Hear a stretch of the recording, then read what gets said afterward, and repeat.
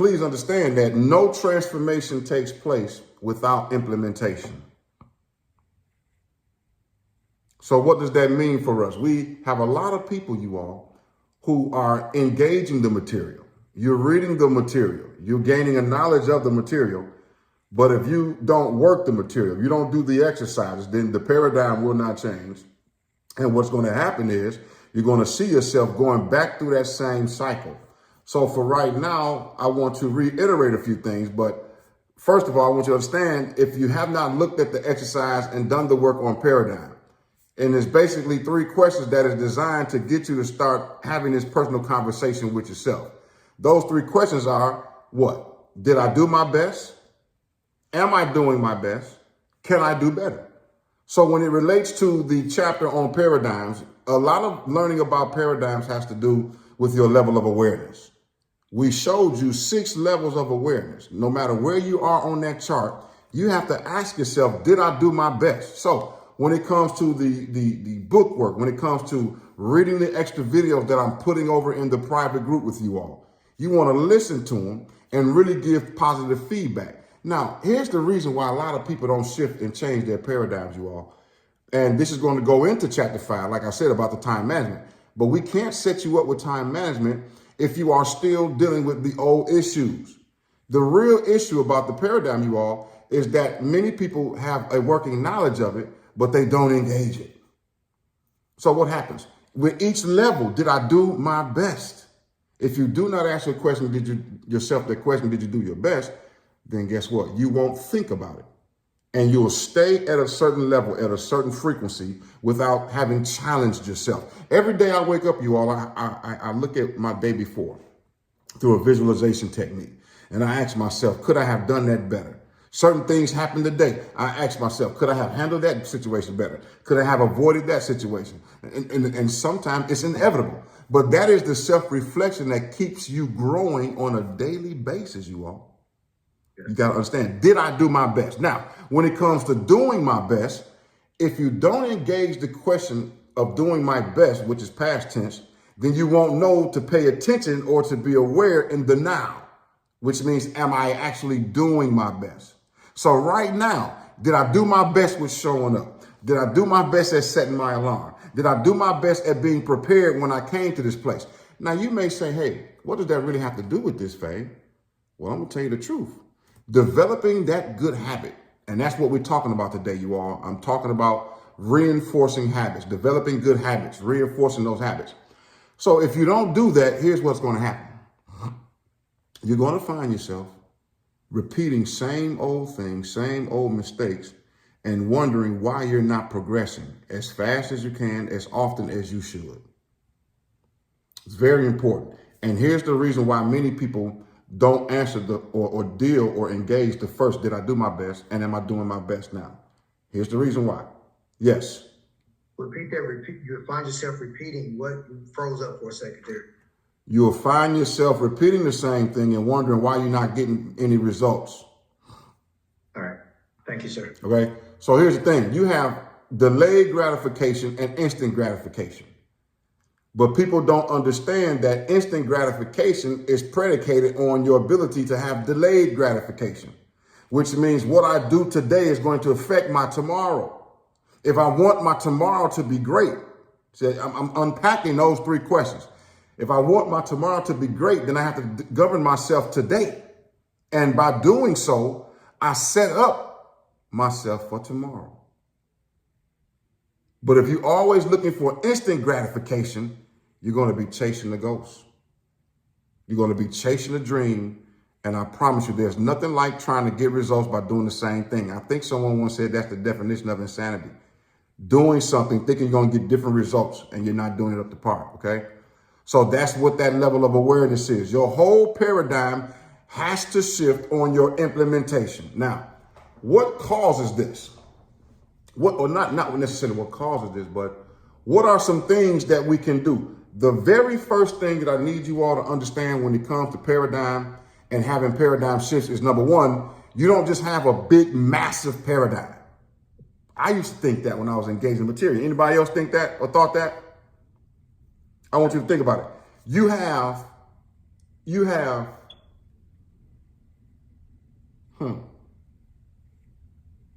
You have many small paradigms that equal paradigm, if that makes sense. So you have a work paradigm, you have a relationship paradigm, you have a thought paradigm, you have a spiritual paradigm, you have a physical paradigm, and they all are intertwined with one another, but they all need a special amount of focus and attention.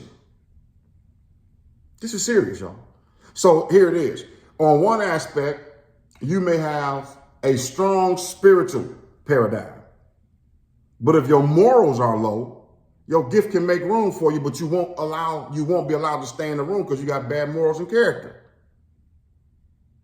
So we have to work on that as well. You can have good spiritual paradigm and morals, but you can have bad hygiene. That falls up under your physical paradigm. Yo, I'm serious, you all. So no one wants to deal with you. You bright, but they can't take the stench of it. You all would be surprised how many people don't pay attention because they have not developed these level of awareness. They have not done enough self-reflection. Those questions are loaded because, watch this, they're fluid. Because if I ask each one of you all to take a look at your last week and say, did you do your best? It's going to cause you to replay that whole week to the best of your ability. And you're going to find the areas that you were not as good or not as positive or not as strong or not as prepared for. Then if you do that, you'll make yourself better because the next time you have an opportunity to do it, which is this Monday coming up, this work week, you fix the mistakes from last week. So you answer the question, am I doing my best now? Y'all get what I'm trying to tell you? If you do the question, if you do that work, did I do my best? Am I doing my best now? Then the answer to the question, can I do better, is always yes. Now think about a person who says, I can always do better. I can always read one more minute. I can always run an extra. See, if you all really want to be great and do great things, you all, everything, I'm going to tell you all, when you're dealing with these paradigms, everything starts with your self-image paradigm. How do you see yourself? If you see yourself as mediocre, then you're going to have mediocre thoughts. You're going to have mediocre results. If you see yourself as winning, a winning paradigm, then that's what's going to happen. I want to read something to you all from one of the systems about that very thing. And it's called, I actually shared this with you all before, but it's called the learning process. And I want you to look at this as from a place of habit. Now, the learning process was written or given to Bob Proctor by the name of a guy by the name of Leland Val van der Wal. And it goes something like this. Writing causes thinking.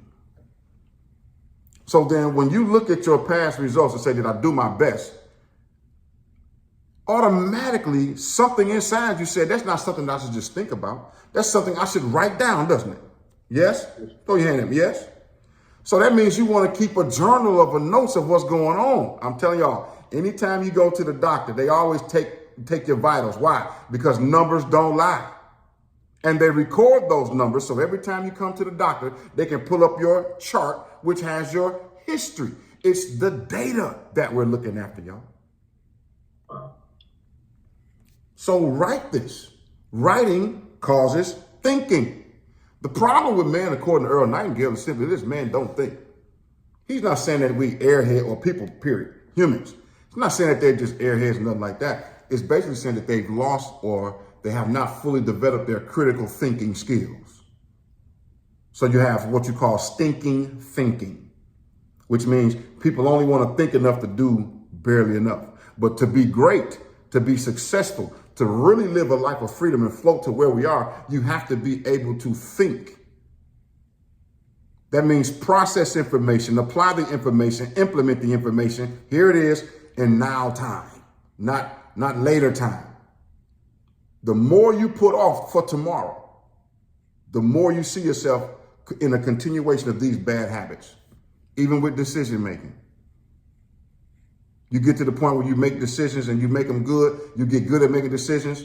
Just like as an investor, you all have an ability to see good decisions And I mean, to see good investments, I make them fast, and you all see the results of them because I know how to make a decision, an informed decision. All right. So the process is this: writing causes thinking. And when you start thinking about something, it creates an image. Let me just give it to you all and I'll go break it down. So writing causes thinking. Thinking creates an image. Image controls the feelings. Feelings causes actions, and actions create results. Let me say that one more time for you. Writing causes thinking. Thinking creates an image. The image controls the feeling. Feelings cause an action, and actions create results. Did you all get that? Did you all get that? Yes, sir. I did. Yeah, y'all talk to me, man. You know, yeah. So look at So that. you said the image controls the feelings? Yeah, the image controls the feelings. Uh-huh. I'm gonna break it down for you. And then feelings cause action.